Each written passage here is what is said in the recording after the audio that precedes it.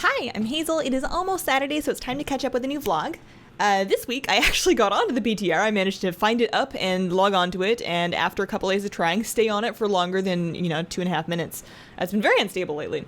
But I managed to try out Pet Battle Dungeons. So my first impressions and kind of an overview of exactly what is happening in the first Pet Battle Dungeon. That video went up last night.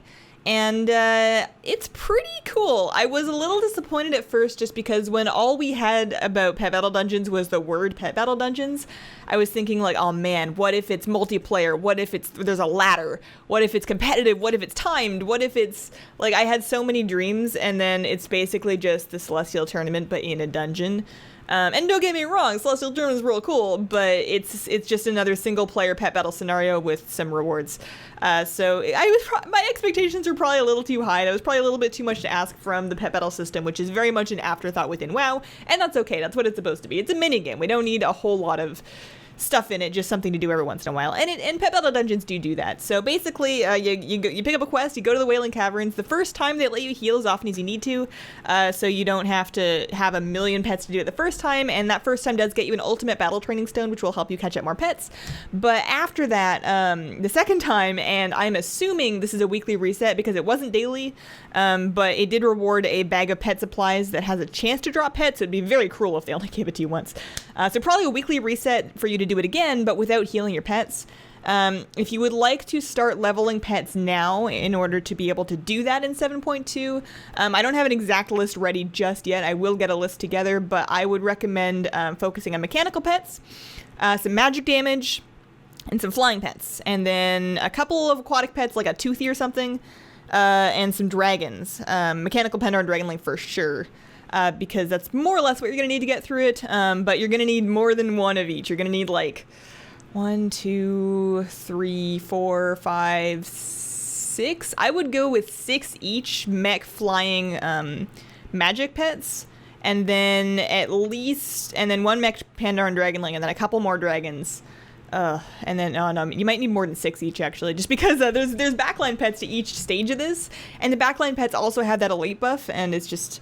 You're gonna need a bunch of pets. So mechs, magic damage, mech damage, magic damage, flying damage, with a little bit of dragon and aquatic, is what you're gonna need for that. But it's cool, and I like the fact that there are 3 pets available from the bag that you get for doing the weekly, and I like the fact that it seems like it would be very easy for them to add more dungeons. They don't really need to make any new art assets. They're just using dungeons that already exist, so it seems like it wouldn't be a huge deal for them to add more than just the Wailing Caverns. I'm assuming it's more than just Pet Battle Dungeon, or else they would have said Wailing Critters, ah! So I'm looking forward to see which dungeons we do next and what kind of pets we can get from that. Speaking of the PTR, I mentioned the PTR has not been super stable. I'm working on getting more videos up showing all the different things going on in the PTR. There's like an appearance tab change. There's some new spell animations I want to take a look at. There's just all sorts of cool stuff on the PTR, and there's more coming with every build. So I'm doing my best to get some more videos together to kind of showcase that. That's what I'm going to be focusing on this week and next week. But the PTR has an unfortunate habit of disconnecting me approximately every 90 seconds. Some days are better than others for that, but it's been hard to get consistent videos out just because sometimes it just doesn't want to work. So I'm doing my best, and stuff will get out as soon as I can get it out. Speaking of live WoW, we're on our second week of Nighthold. We are now officially 5 of 10 heroic, my guild is. So we've killed up to Croesus. We killed Scorpion, Chronomatic Anomaly, which is hard to say. Scorpion, Anomaly, Trilliax, Aluriel, and Croesus. Those are the 5 bosses we've killed, so we still need to do, Elasan, Gul'dan. I haven't even learned the bosses. Tichondrius? Elasan, Gul'dan, Tichondrius is 2 more. No idea. But it's nice that we're actually progressing at a reasonable rate. Hopefully these fights are interesting enough to keep us busy on Heroic for a while, just because we've never really been a guild to do Mythic. So if we clear all the way through to Heroic on like week 2, kind of like what we did with Emerald Nightmare, we're going to burn out on it pretty quick. Yeah, hopefully it keeps us busy for a while. Speaking of Nighthold, the Mythic Race is active and going. Lots of guilds racing to get world first Mythic Gul'dan. I don't believe he has been downed yet. Last time I looked this morning, there's a couple different guilds that are 7 of 10 Mythic. Nobody's 10 of 10 Mythic yet. I don't follow the Mythic race super closely. There was some bizarre lockout stealing drama going on earlier. But what I am curious about is I'm curious to see how long Mythic Gul'dan lasts. Just because it's an interesting sort of, it's interesting to look at how long each raid tier actually stands up before a guild finally kills it, and how it's been kind of getting quicker over the years despite the fact that the content, if anything, seems harder. And I think it's just a testament to the extraordinary lengths that Mythic raiding guilds will go to for world first now, and how competitive it is. So it's cool to watch. I don't keep a super close eye on it, but it is a really cool thing to happen. It doesn't happen very often, so it's fun to see that going on. What else? I'm going to be live streaming this afternoon. Last week we did some pet battle PvP, and that was actually really fun. I do want to do more of that on stream, but this week I think I might do some Overwatch, actually. Pet battle PvP is a really fun stream, and I want to kind of do that semi-regularly because that is the only way I'm ever going to get my stunted Direhorn pet. But there's the Year of the Rooster event up in Overwatch. I did a quick video showing off the skins for that, and I need more of them. I got myself the Diva skin, which I wanted. I unboxed the Zenny skin, which I wanted. I got a bunch of other skins I don't care about, but I need the Junkrat and the Mercy ones, and I don't have them yet, and I don't have the gold for them, so I'm gonna need to play a bunch. So I would like to play some Overwatch on stream this afternoon, and maybe next week do more Pet Battle PvP. Yeah. So we have some questions from last week. Goose Comics says, you mentioned new stat weights. Where do you get your stat weights from, and do you have just one that you use, or do you have different weights for different talent specs? So I have different stat weights for different setups. There's one set of stat weights that is like your stat weights kind of depend on a couple different things for Shadow Priest in particular. How to Priest has a really great write-up that goes over what those situations are and gives you basic stat weights.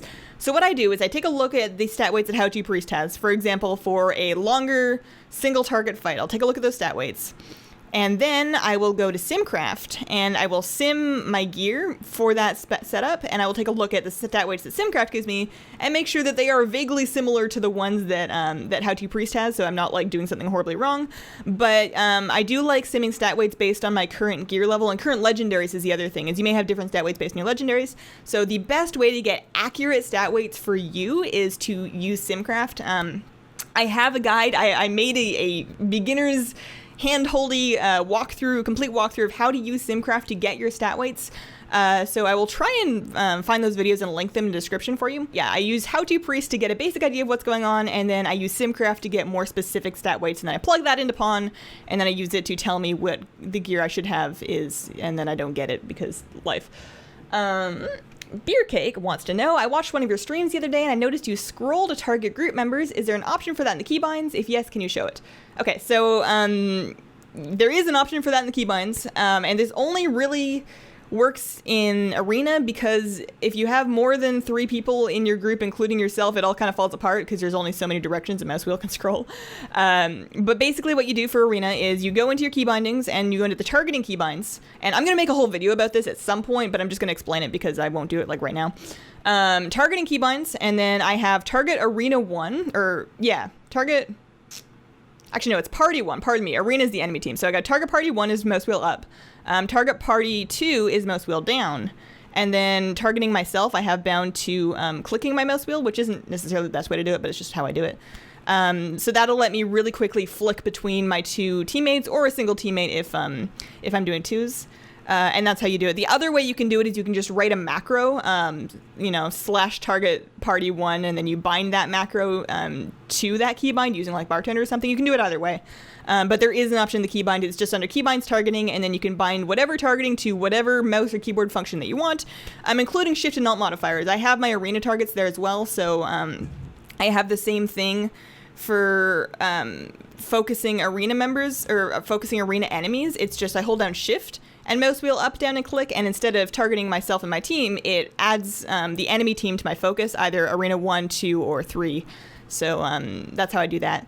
But yeah, it's all in the targeting menu in keybinds.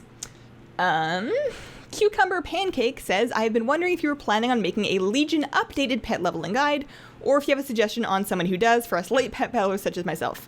So I'm not against the idea of updating a pet leveling guide, but it hasn't really changed. Nothing has been nerfed or adjusted or really changed about the way I currently level pets. So my guides from like 2013 still work, so I'm not under huge pressure to update them. I may do it at some point to see if there is a slightly more efficient way to do it. I know a lot of people still go to the Warlord's Garrison whenever there is a pet battle event and the Squirt leveling day. I never actually messed with that, but I know a lot of people do, and apparently it's quite good. So if you look up Squirt pet leveling, you should be able to find how people do that. That is a event-based thing, so you have to wait for the actual thing to pop up in the garrison. But I still level pets the same way I did in 2013, so my old guides are still valid, and that's what I use. I may update them at some point, but I don't have immediate plans, and I kind of have a lot of things that I'd like to do first. Aiden wants to know, not sure if you've ever said this, but where did you get all of your posters on the wall? I really like that Algalon Ulduar poster. So my wall posters, there is a book, and you can get this on Amazon. You can get this on the Blizzard Gear Store as well, I believe. It's a poster book, and it just contains a bunch of posters. They're all double-sided, so on the back of all those posters are different posters, so you can only display half of them at once. You have to decide which side you want facing out.